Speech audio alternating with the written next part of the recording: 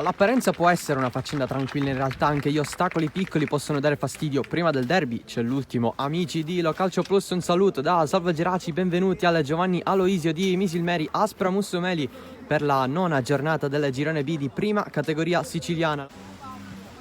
Occhio qui alla opzione optata da Arnone, c'è il calcio di rigore per l'Aspra dopo l'inserimento in area di Antonino Vitrano, che da buon bomber guadagna il calcio di rigore per l'Aspra.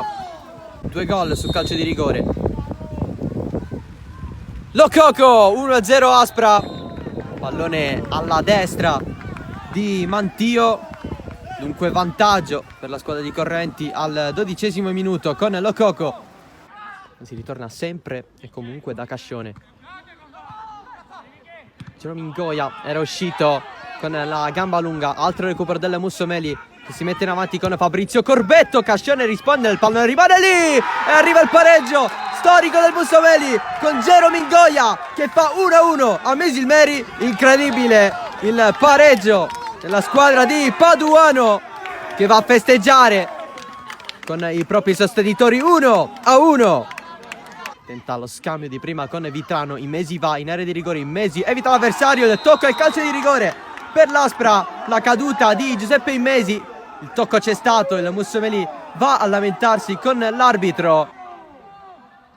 Il destro di Vitrano, stesso angolo di Lococo e 2-1, l'Aspra ritorna in vantaggio subito con il proprio bomber Antonino Vitrano. Lancio lungo di Paolo D'Amico, pallone a Roccaforte che si inserisce, Roccaforte allarga per Vitrano, il destro di Vitrano, arriva il 3-1 di Antonino Vitrano. Anche oggi tanto per cambiare e doppietta.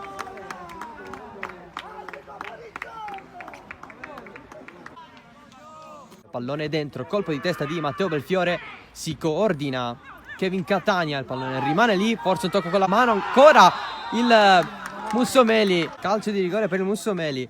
Belfiore prende la rincorsa. Belfiore, stesso angolo di Lococo e Vitrano, 3-2, il Mussomeli trova il secondo gol e la riapre. Cilufo messo giù, stavolta con il fischio dell'arbitro dallo stesso Ruben Catania. Cilufo poi a duello con le mani che si alzano. Espulso Cilufo nell'Aspra, espulso Matteo Belfiore nelle Mussomeli, quindi entrambe le squadre in 10.